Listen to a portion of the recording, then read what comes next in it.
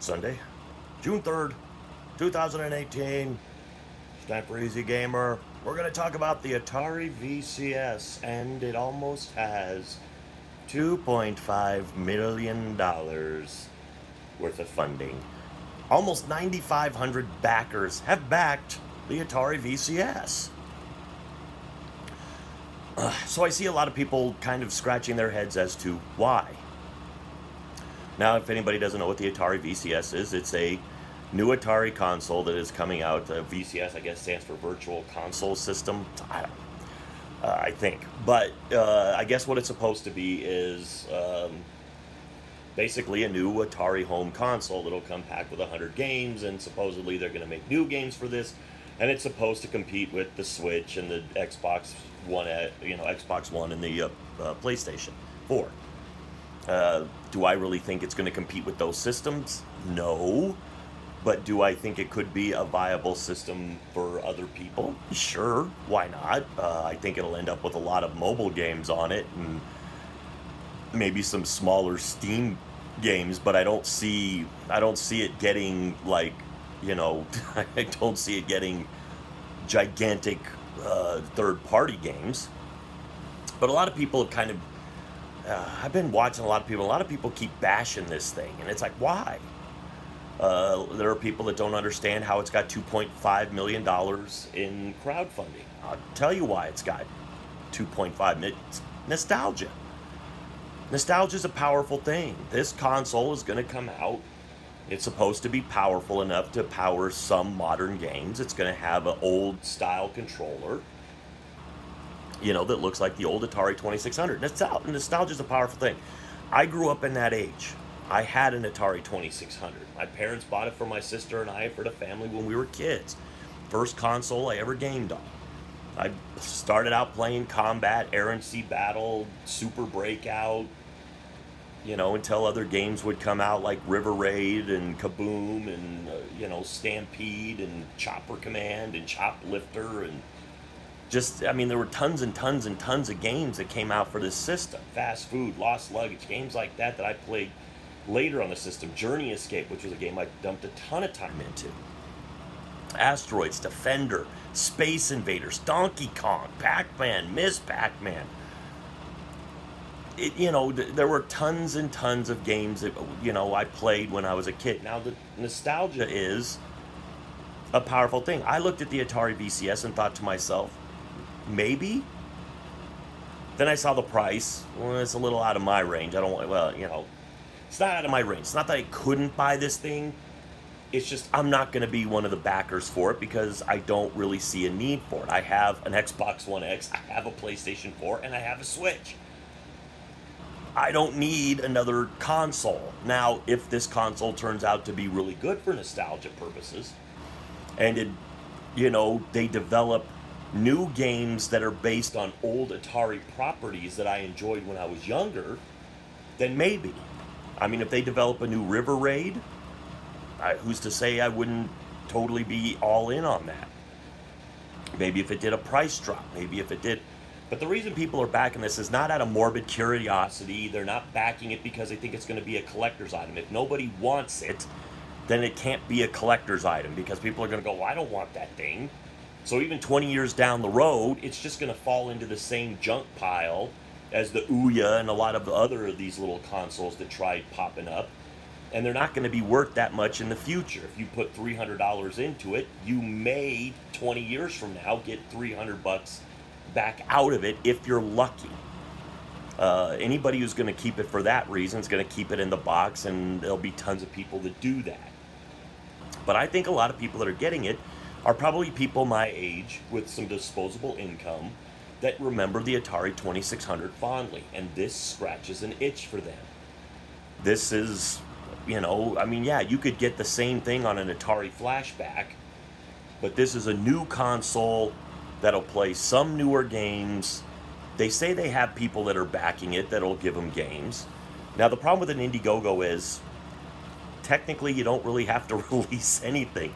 I've looked at the release dates. I guess it's supposed to release in mid-2019, so a year from now. I'll predict that don't happen. I still say it'll come out, but I think they'll push it to holiday season of 2019. I think with the amount of money that they have received, because they only expected to get $100,000, they got almost 2.5 million just as of June 3rd, 2018, with almost 9,500 backers, and they still got a month to go on their backing. So they may pick up 10,000 backers, and they may make almost 3 million. I don't know. But maybe that'll make them kind of push the hardware a little bit further. They may tweak a few other things, and it may push it back. But I think the Atari VCS could be a thing that comes out that people from my generation enjoy. It doesn't have to be super successful. The fact that they picked up $2.5 million at this point tells me that at least the idea of it is successful. That's 9,500 people that are willing to back the product that aren't, like me. I may buy one someday if it comes out at a reduced price. And there may be other people that think the same way I do. It's like, I'll get it if it comes out and it looks like it has some games on it I might want that I can't get anywhere else. So they may sell more in the future. But they've already got almost $2.5 million of support on this thing. That's not bad. They've done pretty good. Now they've just got to deliver. Now they say it's going to have online connectivity. They say it's also going to have its own service like Xbox Live and PS Network, and of course like Nintendo's going to have in September. Oh, boy, I don't know.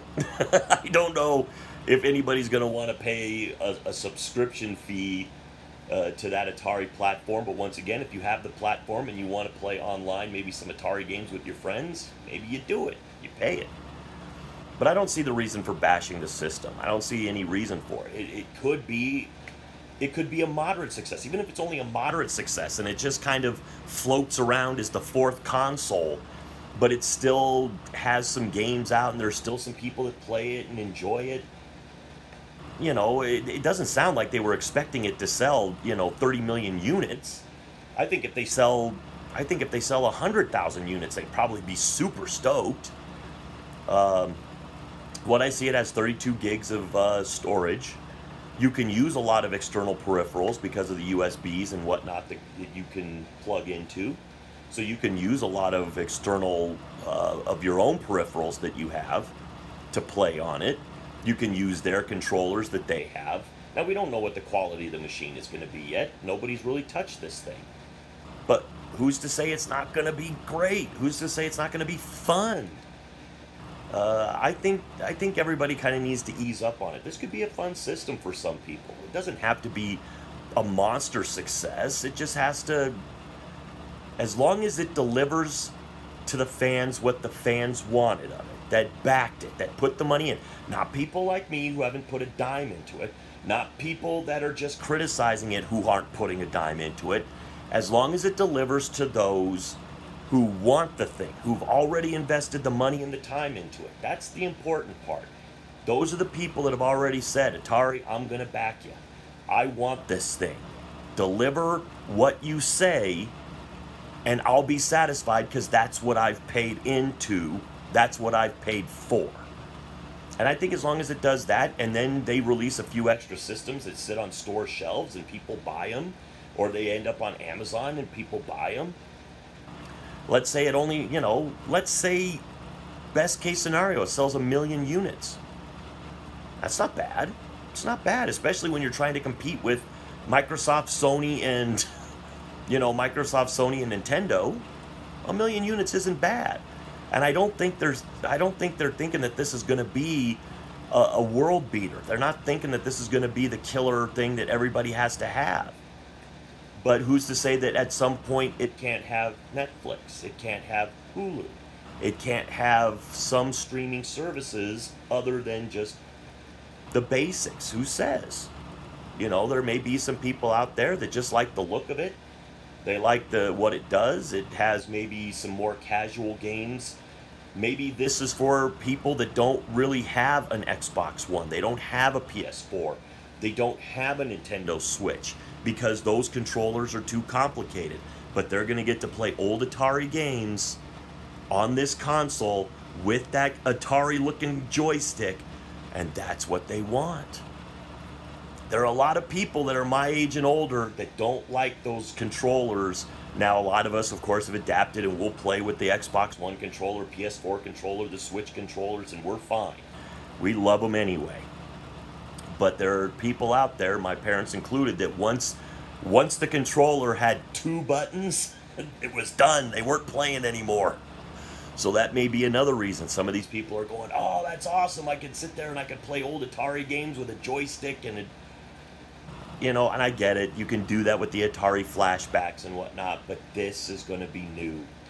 It's going to be shiny. It's going to scratch a nostalgia itch. There are probably some people out there buying it thinking they can turn it later for more money. There are probably some people that are buying it just to say, look at the thing I have.